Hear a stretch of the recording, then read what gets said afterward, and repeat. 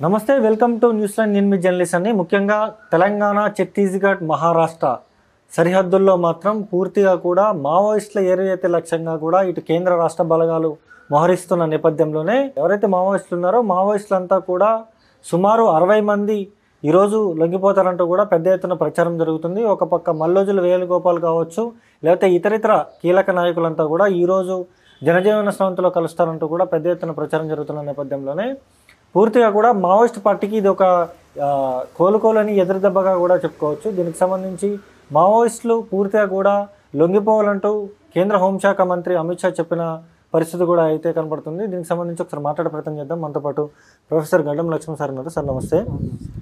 Sir ముఖ్యంగా Maoist పార్టీకి మరో ఎదురుదెబ్బ అని అనుకోవాలా? పూర్తిగా కూడా ఇటు సుమారు 60 మంది మావోయిస్టులు కూడా లొంగిపోతున్నారంటూ కూడా ప్రచారం జరుగుతుంది. ఒక పక్క మావోయిస్టులు లొంగిపోవడానికి కూడా సుమారు 2 సార్లు కూడా లేఖ రిలీజ్ చేసిన పరిస్థితి ఉంది. ఎట్లా చూస్తారు సార్? మీరు అన్నట్టుగా ఈ ఉద్యమం ప్రాతిపదికన వస్తున్న సమాజంలో వస్తున్న ఈ పరిణామాలు ఏవైతే ఉన్నాయో వీటిపైన ఇప్పుడు సమకాలీన కాలంలో దేశవ్యాప్తంగా ఒక చర్చ అయితే జరుగుతుంది. చాలామంది ఉద్యమ పరిస్థితి ఏమిటి, ఉద్యమాలు ఏమైపోతాయి, నిజంగానే లొంగిపోతారా, ఆయుధాలను అప్పజెప్పి లొంగిపోతారా, బయటకు వచ్చి రాజ్యాంగబద్ధంగా ప్రజాస్వామ్య పద్ధతిలో ప్రజల సమస్యల మీద పోరాడతారా, ఏం కాబోతున్నదని చాలామంది గందరగోళానికి గురైనరు, చాలామంది ఆందోళనకు గురవుతున్నారు. చాలామంది అభిమానించే వాళ్ళు, గుండెల్లో పెట్టి కాపాడుకున్న వాళ్ళు కంటతడి కూడా పెడుతున్న పరిస్థితి ఇవాళ మనం చూస్తూ ఉన్నాం. అయితే ఇందులో ఇమిడి ఉన్న అంశాలు ఏంటి అంటే విప్లవోద్యమం కొంత తీవ్రమైన, అత్యంత బాధాకరమైన తీవ్రమైన నిర్బంధాన్ని చుట్టుముట్టి కాల్చివేతను ఎదుర్కొంటున్న పరిస్థితులను అయితే ప్రజా ఉద్యమం ఎదుర్కొంటుంది. కేంద్ర ప్రభుత్వం, కేంద్ర హోంశాఖ మంత్రి ఒక డెడ్లైన్ పెట్టి, ఒక డెత్తులకు డెడ్లైన్ పెట్టి ఈ లోపల మావోయిస్ట్ లేకుండా భారతదేశాన్ని, సమాజాన్ని నిర్మిస్తా అని చెప్పి ఒక డెడ్లైన్ పెట్టి ముందుకు సాగుతూ దాన్ని అమలుపరచడం కోసం అత్యంత ప్రజాధనాన్ని దుర్వినియోగం చేస్తూ కేవలం మావోయిస్టులను చంపటం కోసం మాత్రమే కేంద్ర ప్రభుత్వం ఇవాళ బీజేపీ ప్రభుత్వం పనిచేస్తున్నట్టుగా కనబడుతుంది. ఇందులో ఓ మేరకు వాళ్ళకు విజయాలు వచ్చిన మాట కూడా వాస్తవమే. ఎందుకంటే 2024 జనవరి 1 నాడు మొదలుపెట్టిన ఈ మారణ హోమం ఏదైతే ఉందో అది ఈనాటి వరకు 700 మందిని చంపేసిండ్రు. చంపేసిన తర్వాత ఈ 700 మందిలో చాలా లేటెస్ట్గా జరిగిన ఎన్కౌంటర్ ఏంటంటే సెప్టెంబర్ 22వ తేదీ నాడు 2 కేంద్ర కమిటీ సభ్యులను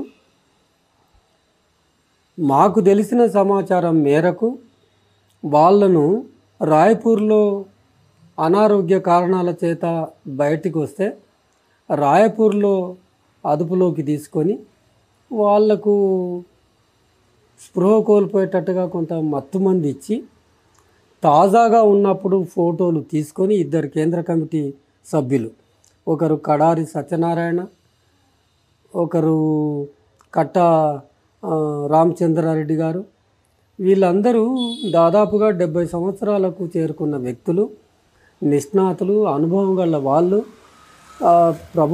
భారత ప్రభుత్వం చర్చల ప్రక్రియను కనుక ఛత్తీస్గఢ్ ముఖ్యమంత్రి చర్చలు జరుపుతానని మేనిఫెస్టోలో పెట్టిన అంశాన్ని కనుక అమలు చేయాలనుకుంటే వీళ్ళతోనే చర్చలు జరపాల్సిన అంశము, దాన్ని పక్కకెట్టి సజీవంగా చేతిలోకి తీసుకొని వాళ్ళ ఫోటోలు తీసుకొని తర్వాత భయంకరమైన టార్చరు ఆయన సహచరి, ఆయన కొడుకు, ప్రజా సంఘాల నాయకులు, అడ్వకేట్లు చూస్తే శరీరం నిండా గాయాలున్నాయి. తుపాకీతో కాల్చిన తూటాలు దూసుకుపోయిన గుర్తులు 1-2 మాత్రమే ఉన్నాయి. కానీ కత్తి తీసుకొని కోసి కనుగుడ్డును పీకేసి కనుబొమ్మలు చెదరగొట్టి ఇవన్నీ చేసిన దృశ్యాలు రామచంద్రారెడ్డి సహచరి మాలతి చూసింది. చూసిన తర్వాత ఇదంతా ఈ ఎన్కౌంటర్ బూటకమని మాలతి రామచంద్రారెడ్డి కొడుకు రాజాచంద్రారెడ్డి వాళ్ళు హైకోర్టులో రీపోస్ట్ మార్టం చేయాలని చెప్పి రీపోస్ట్ మార్టం కోసం పిటిషన్ వేస్తే హైకోర్టు చాలా జాప్యం చేసింది. దీన్ని చాలా ప్రయారిటీ బేసిస్ మీద తీసుకోవాలని వీళ్ళు ప్రేయర్ పెడితే, ఎందుకంటే అక్కడ శవం మురిగిపోతూ ఉంది మార్చూర్లో, దీన్ని టాప్ ప్రయారిటీ బేసిస్ మీద దీన్ని విచారించాలంటే దాందులే ఉంది. కోర్టుల న్యాయస్థానాల దృక్పథం ఎట్లుందంటే దీనికి ప్రయారిటీ ఏంటి, let it come on its own series అని చెప్పి ఆ సీరియల్ నెంబర్లో వచ్చేటట్టుగా పక్కకు పెడితే బాగా లేట్ అవుతుంది, శవం మురిగిపోతుంది అనే ఉద్దేశం ఇమ్మీడియట్గా దానికి రీపోస్ట్ మార్టం చేయాలనే ప్రేయర్తో సుప్రీంకోర్టులో పిటిషన్ వేశారు. వీళ్ళు ఈ విచ్చలవిడిగా ఎన్కౌంటర్లు చేసుకుంటూ మహిళలపైన అత్యాచారాలు చేసుకుంటూ ఆదివాసులను అక్కడి నుంచి స్థానభ్రంశానికి గురి చేస్తూ వాళ్ళను భయభ్రాంతులకు గురి చేస్తూ అమిత్ షా యొక్క లక్ష్యం ఏంటంటే అక్కడ ఛత్తీస్గఢ్ రాష్ట్రంలో నిమగ్నమై ఉన్న వాళ్ళ కాళ్ళ కింద నిక్షిప్తమై ఉన్న ఆ ఖనిజ సంపదను బయటికి తీసి మొత్తం కార్పొరేట్ శక్తుల చేతిలో పెట్టాలి. ఆయనకి ఏం తొందర వచ్చిందంటే, నువ్వు ఎప్పటి నుంచో దాదాపుగా దశాబ్దం అంటే వీళ్ళు పవర్లు రాకముందు నుంచి కూడా 104 మెమరాండమ్ ఆఫ్ అండర్స్టాండింగ్లు ఛత్తీస్గఢ్ స్టేట్ ముందర ఉన్నాయి, భారత ప్రభుత్వం ముందర ఉన్నాయి. 11,000 కోట్ల విలువ చేసే 104 మెమరాండమ్ ఆఫ్ అండర్స్టాండింగ్లను అమలు చేయాలనే తొందరపాటు చర్యతో ప్రాణ నష్టం చేస్తుంది భారత ప్రభుత్వం. ఎంత మూర్ఖమైన ప్రాణ నష్టం చేస్తుందంటే, ఛత్తీస్గఢ్ ముఖ్యమంత్రి జిష్ణుదేవ్ సాయి ప్రెస్ మీట్ పెట్టి మేము 2047 కల్లా దీన్ని ఉన్నతమైన దశకు తీసుకెళ్ళాలి, ఆర్థిక వ్యవస్థను భారతదేశం ప్రపంచ దేశాలలో మిలమిలా మెరిచిపోవాలి కనుక మేము ఆ ఖనిజ సంపదను వెలికి తీస్తాం, ఎవరు అడ్డం వచ్చినా, మనుషులు అడ్డం వచ్చినా, మావోయిస్టులు అడ్డం వచ్చినా, ఆదివాసీలు అడ్డం వచ్చినా చంపేస్తాం. అందుకని ఈ మావోయిస్టులంతా కూడా లొంగిపోతున్నారు అనుకోవచ్చు సార్. ఎట్లా చంపేస్తారు, లొంగిపోకపోతే ఎలాగ చంపేస్తారు, ఇలా ఇన్ని ఇబ్బందులకు గురయ్యకంటే జనజీవన సవంతిలో చేరి మన పోరాటం ఇట్లా కొనసాగిద్దామంటూ కూడా చాలామంది ఎవరైతే మావోయిస్టులు ఉన్నారో మావోయిస్టులు చెప్తున్నారు. అంటే కుట్రపూరితమైన రాజ్యం తన కుట్రలో భాగంగా రకరకాల ఫామ్స్ను ఎంపిక చేసుకున్నది. ఏం చేస్తున్నది, మొత్తానికి క్యాంపులు పెట్టేసింది. దాదాపుగా ఒక ఛత్తీస్గఢ్ రాష్ట్రంలోనే 600 క్యాంపులు ఉన్నాయి. మొదటి ఫామ్ 650 క్యాంపులు ఉన్నాయి. ఏం అవసరం ఉన్నాయి? అది పెసా చట్టం ఏం చెబుతుంది, ఆదివాసీల ప్రాంతం కదా, ఆదివాసేతరులు అక్కడ ఆవాసాలు ఏర్పాటు చేసుకోవటానికి లేదు కదా, ఎన్నేళ్ల నుంచి అక్కడ ఆ క్యాంపులు ఉంటాయి. నువ్వు చేసుకున్న చట్టాలను నువ్వే గౌరవించకపోతే ప్రజలు ఎట్లా గౌరవిస్తారు? చట్టాలను పక్కకెట్టి తూటాలతో సమస్యలను పరిష్కరిస్తానంటే తూటాలే పరిష్కారం కనుక్కుంటట్టుంటే ఇంకా చట్టాలు ఎందుకు? 650 క్యాంపులు పెట్టింది, 7 లక్షల సైన్యాన్ని దించింది. అంటే జమ్మూ కాశ్మీర్ తర్వాత అత్యధికంగా సైన్యం ఉన్న ప్రాంతం ఏంటంటే ఇక్కడ ఛత్తీస్గఢ్లో ఖనిజ సంపద ఉంది. జమ్మూ కాశ్మీర్లో పెట్టినామంటే అక్కడ పాకిస్తాన్ యుద్ధం చేస్తుందనో లేకపోతే టెర్రరిస్టులు ఉన్నారనో పెడతారంటే ప్రజలు అర్థం చేసుకున్నారు. ఇక్కడ ఆ సమస్య లేదు కదా. ఆ సమస్య లేనప్పుడు అన్ని లక్షల సైనిక శకటాలు, యుద్ధ శకటాలు తిరుగుతుంటాయి. ఎక్కడో సరిహద్దులో ఉండే వాళ్ళ పేరే బార్డర్ సెక్యూరిటీ ఫోర్సు, వాళ్ళ పేరే ఇండో టిబెటన్ సెక్యూరిటీ ఫోర్సు. వాళ్ళు ఎందుకుంటున్నారు, సిఆర్పిఎఫ్ ఎందుకుంటున్నారు? ఇవన్నీ కాకుండా రాజ్యాంగేతర డిస్ట్రిక్ట్ రిజర్వ్ గార్డ్స్, డిఆర్జీలు అంటాం. ఈ డిఆర్జీలు వెనకటికి సల్వాజుడులో పనిచేసిన వాళ్లను రూపాంతరం మార్చుకొని ఇవాళ డిఆర్జీగా రిక్రూట్ చేసుకొని వాళ్ళు డిఆర్జీలో ఉన్న వాళ్ళు 100% ఆదివాసీలు.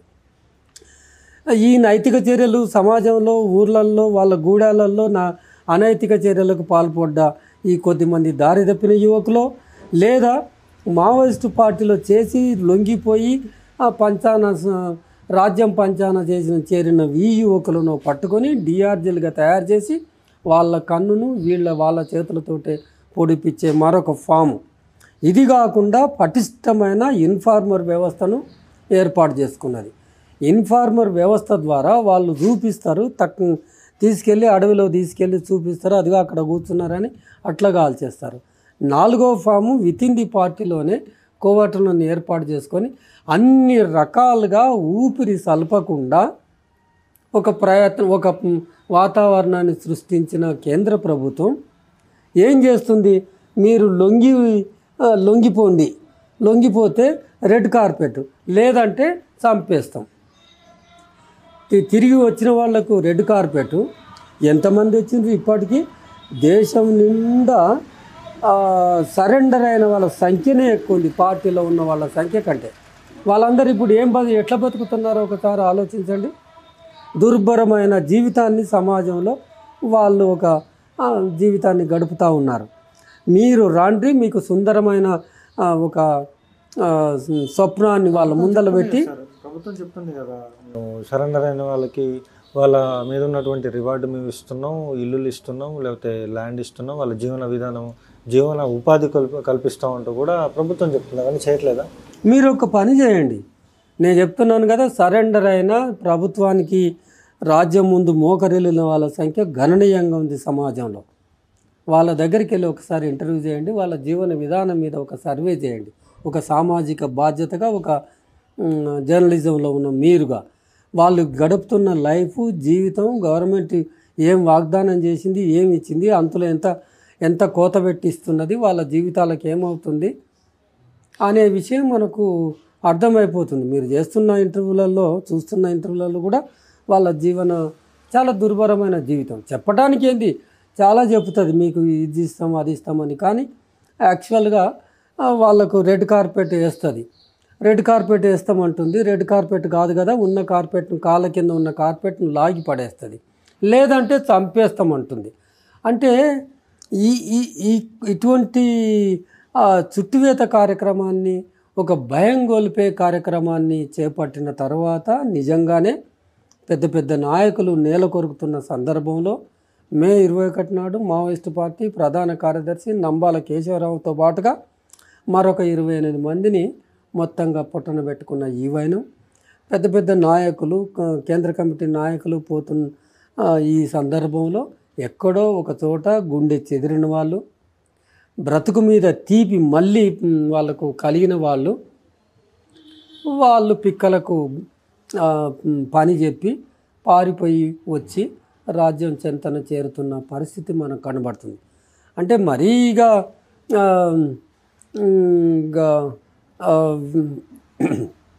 మనం చూస్తున్న పరిణామాల్లో అత్యంత విషాదకరమైన విషయాలు ఏంటంటే 40 సంవత్సరాలు 50 సంవత్సరాలు పార్టీలో పనిచేసి బయటికి వస్తున్న వాళ్ళను కూడా చూస్తున్నాం. అయితే ఇంతకాలం మేము మా ఓటమిని అంగీకరిస్తున్నాం, మేము ముందుకు తీసుకోలేకపోయినాం, మా తప్పులన్నింటినీ అంగీకరిస్తున్నాం అని ఒక్క లెటర్ విడుదల చేసిన 50-40 సంవత్సరాల కాలంలో చేసిన కృషినంతటిని ఒక్కసారిగా తుడిచేసే ప్రయత్నం చేసి బయటికి వస్తే మరి ఇంతకాలంగా మీ ద్వారా తయారైన వాళ్ళు ఏం కాను? మీరు అన్నట్టుగా కేంద్ర కమిటీ సభ్యుడు, పాలిట్ బ్యూరో సభ్యుడు మల్లోజుల వేణుగోపాలరావు అలియాస్ భూపతి, ఈయన ఇవాల్టి వార్తలలోనే 61 మందితో పాటుగా ఒక 7 AK-47లు, 6 ఇన్సాస్లు, 6 SLRలు, అనేకమైన ఆయుధాలను రాజ్యం ముందు పెట్టి లొంగిపోయేదనేది ఇవాళ బయటపడ్డ పరిణామం. అయితే ఇది ఎంతకాలంగా జరుగుతుంది? సెప్టెంబర్ 16వ తారీఖు నాడు మొట్టమొదటి లెటర్ను మేము సాయుధ పోరాటాన్ని విరమిస్తున్నామని ఆయన ఫోటోతో ఒక లెటర్ హెడ్ను తయారు చేసి విడుదల చేస్తే మొత్తం దేశంలో ఒక గందరగోళ నిజంగానే సాయుధ పోరాటం విరమిస్తున్నారు.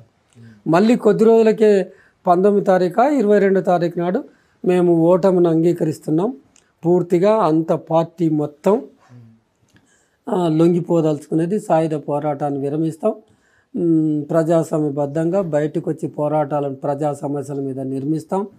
ఇంకా స్నేహశీలమైన పార్టీలతో ప్రజా సమస్యల మీద మీరు నిర్మిస్తూ ఉంటారా? అంటే పొలిటికల్ పార్టీ ఏమైనా పెడతారా? లేకపోతే ఇక ఒక పార్టీ పెడతామని లేదా ఇదే పార్టీ నిరాయుధంగా కొనసాగుతుందనే స్పష్టత ఇవ్వరు. అంటే అటువంటి వైరుధ్యాలు చాలా వాళ్ళ లెటర్లో మనకు కనబడుతుంటాయి. ఇంకా అట్లా రాసి మేము బయటకు వస్తామంటే ప్రజలు ఒక్కసారిగా అంటే ఎక్కడ మళ్ళీ దానికి ఒక రిప్లై కూడా వాళ్ళ పార్టీ నుంచే ఒక రిప్లై జగన్ పేరుతో రిప్లై వచ్చింది. అదంతా పార్టీ తీసుకున్న నిర్ణయం కాదు, పార్టీకి భిన్నంగా పోతున్నాడు ఆయన, అది ఆయన సొంత అభిప్రాయం, లొంగిపోదలుచుకుంటే లొంగిపోగాని గందరగోళం ఎందుకు చేస్తున్నారు అని చెప్పి ఆ లెటర్ జగన్ కూడా రాసిండు. అది కొంత స్పష్టత ఇవ్వగలిగింది, నిలబడుతుంది పార్టీ అని. మళ్ళీ ఆ తర్వాత 22 పేజీల లెటర్ను ఈ మధ్యలో అదే భూపతి మల్లోజుల వేణుగోపాలరావు మళ్ళీ రిలీజ్ చేసి అందులో ఉన్న పార్టీ ఎదుర్కొంటున్న సమస్యలన్నింటినీ దాన్ని వివరంగా రాయటం అనేది జరిగింది. ఇదంతా అప్పటికే ఏమైపోయిందంటే ప్రజల్లో ఈయన లొంగిపోదలుచుకున్నాడు. అంటే జీవితం మీద ఆశ కలిగిన వ్యక్తి లేదా ఎప్పుడైనా అట్లా ఎంతోమంది వచ్చేసిండ్రు, వస్తే మంచిదే, వచ్చేసిండ్రు, సాధారణ జీవితం గడుపుతున్నాడు. కానీ ఒక గందరగోళ పరిస్థితిని సృష్టించాల్సిన నైతిక బాధ్యత ఆయనకు లేదు కదా. ఒక ప్రజల్లో గందరగోళం సృష్టించడము, నువ్వు రాదలుచుకున్నావు రావాలి, కానీ పార్టీ మీద నీ పార్టీ నీవు నిర్మించిన ఉద్యమం మీద దుమ్మెత్తిపోయేసి రావటం అనేది ప్రజలు జీర్ణించుకోలేకపోతున్నారు. అక్కడ జగన్ పేరుతో వచ్చిన లెటర్ ప్రకారంగానే ఇవాళ అది రుజువైంది. ఆయన ప్రజల ముందు తేలిపోయిండు. ఇవాళ గన్స్తో పాటుగా లొంగిపోయిన పరిస్థితి. మొత్తానికి ఈ లొంగిపోతున్నటువంటి 60 మంది కూడా 61 మంది సుమారు 60 మంది కూడా ఖచ్చితంగా కూడా ప్రాణభయంతోనే లొంగిపోతున్నాను అనుకుంటున్నారా? లేకపోతే ఇంకా ఇతర వాళ్ళ ఫ్యామిలీ మెంబర్స్ని బెదిరించడం కావచ్చు, లేకపోతే డబ్బులు ఆశ చూపించడం కావచ్చు, ఇట్లాంటిది ఏదైనా ఉందనుకుంటున్నా? ప్రధానంగా వస్తున్న వాదన ఏంటంటే పార్టీలో 2 లైన్ల సిద్ధాంతం మొదలైంది. ఇది సైద్ధాంతికమైన ఒక చర్చ కొనసాగుతుంది. దాంట్లో భాగంగా వాళ్ళ పెట్టిన లైన్ ఒప్పుకోకపోతే వస్తున్నారు అనేది ఒక వాదన మొదలైంది. ఇది సైద్ధాంతికంగా అంతర్గతంగా జరిపిన ఒక ప్రయత్నం కానీ కాదు. ఇది మనకు అర్థమవుతున్నది ఏంటంటే ఈ బయటికి వచ్చిన వాళ్ళు, దానికి నాయకత్వం వహిస్తున్న వాళ్ళు ఎప్పుడో రాజ్యంతో మిలాఖత్ అయినరు, రాజ్యం చెప్పు చేతుల్లో ఉన్నారు, రాజ్యం రాయిస్తే రాసి ఉంటారు, లేదా రాజ్యం రాస్తే సంతకం పెట్టి ఉంటారు తప్ప ఇది రెండో సిద్ధాంతం, ఇంకో 2వ లైను సాయుధ పోరాట విరమణ ఈయన సొంతంగా చెప్పింది కాదు. ఫిరంగులకు మానవ ప్రాణాలను గ్రాసంగా వేయటం అనే ప్రక్రియ కొనసాగుతుంది. అయితే ఇప్పుడు ఒకవైపు ఏదైతే ప్రజా సమస్యల మీద ఆందోళన చేస్తూ ఉన్నారో మావోయిస్టు పార్టీ ఏదైతే ఉందో, ఒక పార్టీ చేస్తున్న నేరపూరితమైన చర్యలు కనుక అనుకుంటే వాటిని ఎట్లా అరికట్టాలి? నేరపూరితమైన చర్యలు నీ డ్యూటీ ఏంటి? నేరానికి పాల్పడ్డ వాళ్ళు, నేరారోపణ మోపబడిన వాళ్ళను పట్టుకొచ్చి ఆయుధాలైనా సరే నిర్వీర్యం చేసి, ఆయుధాలు నిర్వీర్యం చేసి వాళ్ళను తీసుకొచ్చి న్యాయస్థానాల ముందు నిలబెట్టడం వరకే నీ డ్యూటీ కదా. కానీ నీవు చేస్తున్నది ఏంటి? అడవి ఒకవైపు నుంచి కాలిపోతుంటే మరొక వైపు నుంచి అడవిని కాల్చేసి దాన్ని చల్లార్చే ప్రయత్నం సాంకేతికంగా, శాస్త్రీయంగా ఎంత తప్పిదం అది. అడవి కాలిపోతుంది కదా, నాశనం అయిపోతుంది కదా, పర్యావరణం మొత్తం నాశనం అయిపోతుంది కదా మీ చర్యల వల్ల. చెట్లన్నీ అజ్దేవ్ అడవులో లక్షల చెట్లు నీ ఆదాని అంబానీ కొట్టుకుపోతున్నారు కదా. గడ్చిరోల్లో 23,000 ఎకరాల అడవిని ఆదాని అంబానీకి ప్రైవేట్ శక్తులకు అప్పచెప్తున్నారు కదా. ఇదంతా వినాశనానికి దారి తీస్తుంది. ఇందులో మనకు అభివృద్ధి ఎక్కడ కనబడుతుంది? అంటే ప్రజల పార్టిసిపేషన్ లేని అభివృద్ధి అదొక అభివృద్ధి. ప్రజలను స్థానభ్రంశాలకు గురి చేసే అభివృద్ధి ఒక అభివృద్ధి, ప్రజలకు ఆక్సిజన్ దొరకకుండా చేసే అభివృద్ధి అదొక అభివృద్ధిగా మనం అభివర్ణించి 2044 నాటికి దేశం మెరిసిపోతుందని చెబితే అది సాధ్యం అవుతుందా? అంటే మేము తీవ్రవాదానికి వ్యతిరేకంగా పోరాడుతున్నామని రాజ్యం చెప్పుకోవచ్చు, కానీ ఒక తీవ్రవాదాన్ని ఎదుర్కొనేటప్పుడు రాజ్యమే మరొక తీవ్రవాది కాకూడదు కదా. ఎంతోమంది ఘోషిస్తున్నారు కదా. ఒకదాన్ని ఎదుర్కోవటానికి నువ్వు అదే రీతిలో పోవటం ఏంది? రాజ్యానికి తగదు. ఎన్ని సమస్యలు ఉన్నాయి ప్రజలకు, గిట్టుబాటు ధర ఇయ్యి నువ్వు రైతులను రైతుల ఆత్మహత్యలు లేకుండా 2026 మార్చి 31 కల్లా చేసి మావోయిస్టులు మాకు సమస్య అయినరని నీ దృష్టికి ఎవరు తీసుకొచ్చిండ్రు? వాళ్ళు ఎక్కడో అడవిలో ఉంటున్నారు కదా. నువ్వు అడవిలకు వాళ్ళు ఉన్న చోటికి పోయి వాళ్ళని చంపుతుండడం అంటే who is the aggressor in the eyes of law? Who is the aggressor? State is the aggressor. State is the terror. State resorting to the intimidation. ఒక తీవ్రవాదాన్ని ఎదుర్కోవటానికి నీవు నిర్మించే ఆ శక్తులు పద్ధతులు ఏవైతే ఉన్నాయో అవి చట్టబద్ధంగా వ్యవహరించేటట్టుగా వాళ్ళ మీద నీకు నియంత్రణ ఉందా? వాళ్ళే చట్టమై కూర్చుంటున్నారా? అసలు ఈ దేశంలో చట్టబద్ధ పాలనకి ఏమైంది అని మనం ఇవాళ మొత్తం సమాజం అంతా ప్రశ్నించాల్సిన అవసరం ఉంది. చట్టబద్ధ పాలన అనేది, రాజ్యాంగబద్ధ పాలన అనేది మనం ప్రజాస్వామ్యంలో గీసుకున్న మూల సూత్రాలు. వాటికి పక్కకి పెట్టి అరాచకంగా వాళ్ళను నియంత్రించమంటే వాళ్ళు డాన్సులు చేస్తుంటే, ఎన్కౌంటర్లు చేసి డాన్సులు చేస్తుంటే నువ్వు శబాష్ అని ఎక్స్ వేదికగా వాళ్ళను మెచ్చుకున్నాక ఈ దేశం ఎటుపోతుంది? ఇంతకీ ఈ దేశంలో హింస అరాచకం పెరిగిపోదా? ఒకవేళ నువ్వు హింసకే రాజ్యమే హింసకు పాల్పడితే హింసావాదానికి సాధికారత వస్తుందిగా. హింస లేని రాజ్యం కావాలనే కదా ఆనాటి నుంచి ఈనాటి వరకు మనం. ఇప్పుడు ఈ మధ్యకాలంలో చూస్తే హింస అనేది ఎవరి వైపు నుంచి కనబడుతుంది? మీరు చూశారు, మీరు కెమెరాలు అన్ని పోయి కర్రెగుట్టలో పెట్టారు, చాలా మంచి పని చేశారు. డే 1 నుంచి 21 రోజులుగానేమో జరిగిన కర్రెగుట్ట పోరాటంలో ఎక్కడి నుంచి తుపాకుల మోతలు మోగాయి, ఎక్కడి నుంచి ఆ తుపాకుల ఆ పొగలు కమ్ముకున్నాయి, ఎక్కడి నుంచి అరుపులు కేకలు, డ్రోన్స్, విమానాలు, హెలికాప్టర్లు వచ్చి బాంబులు వేశాయి. ఇక్కడి నుంచి ఏమైనా హింస ఉందా? అంటే రాజ్యం శాంతిని నెలకొల్పేది పక్కకెట్టేసి అది హింసకు పూనుకుంటుంది.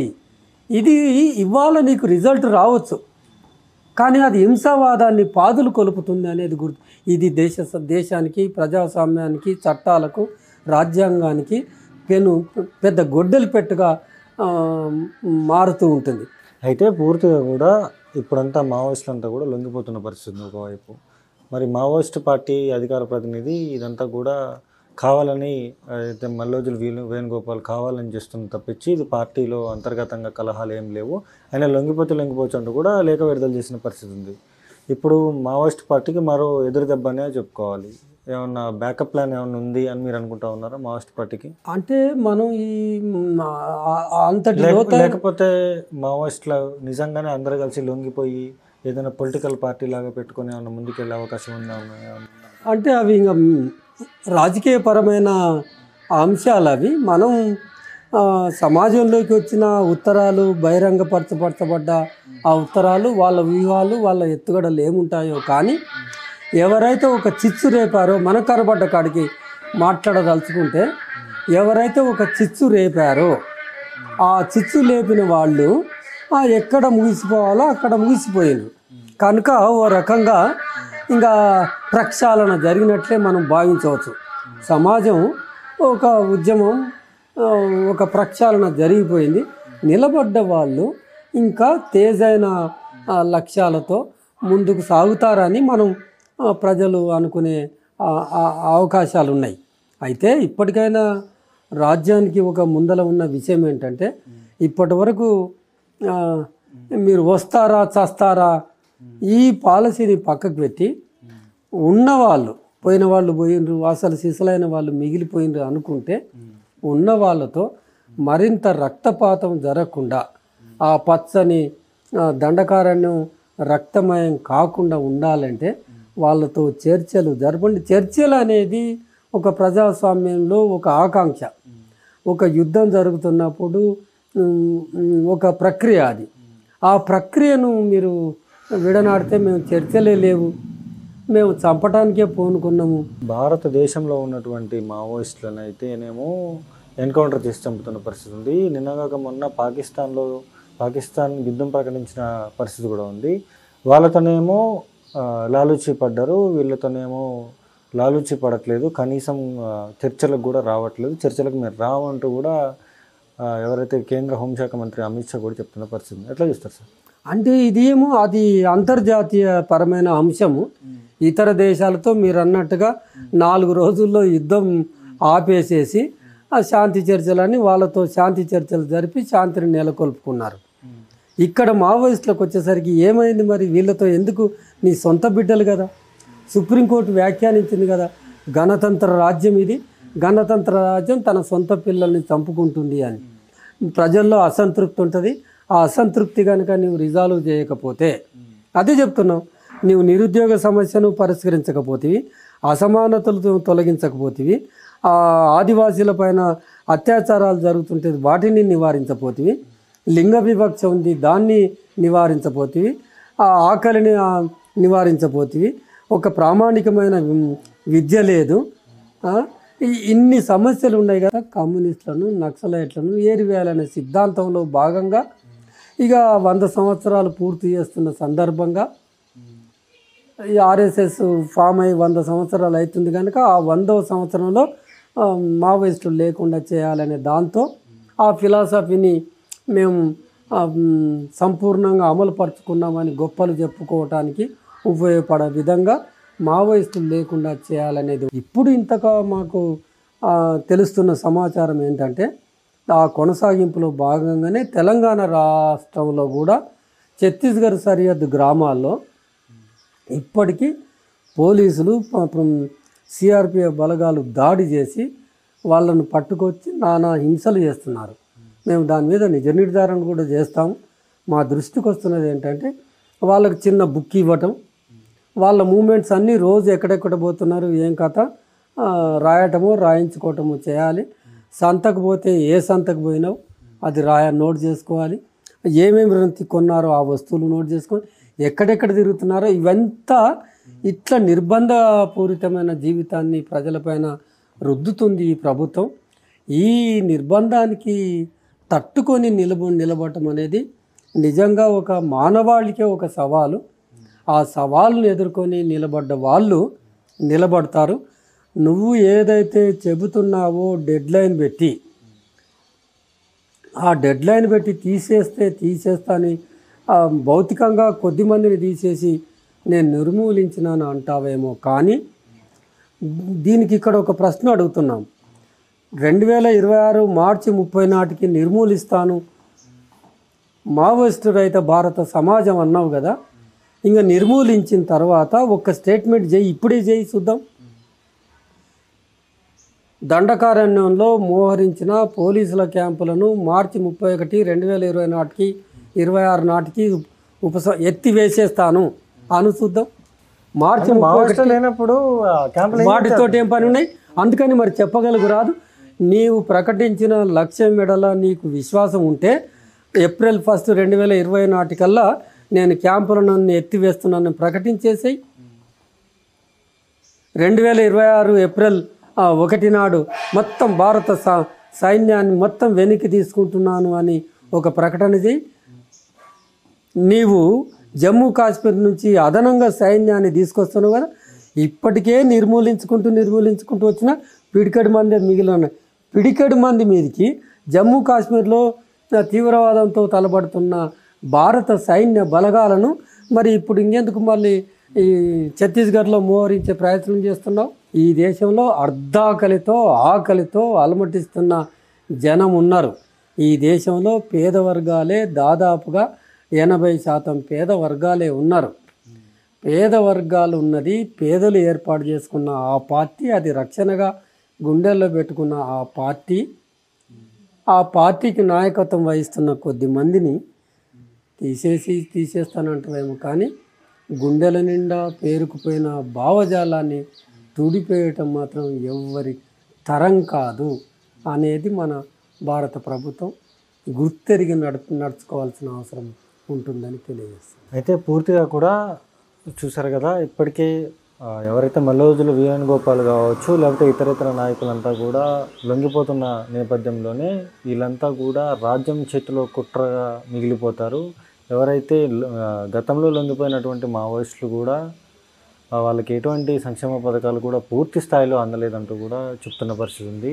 పూర్తిగా కూడా ఏదైతే మావోయిస్ట్ పార్టీ అధికార ప్రతినిధి జగన్ కూడా లేఖ విడుదల చేసిన పరిస్థితి ఉంది. ఎవరికి లొంగిపోతున్నటువంటి మావోయిస్టులకి ఇప్పుడు మాకు ఎటువంటి సంబంధం లేదు, వాళ్ళు లొంగిపోవచ్చు అంటూ కూడా చెప్పిన పరిస్థితి కూడా ఉంది.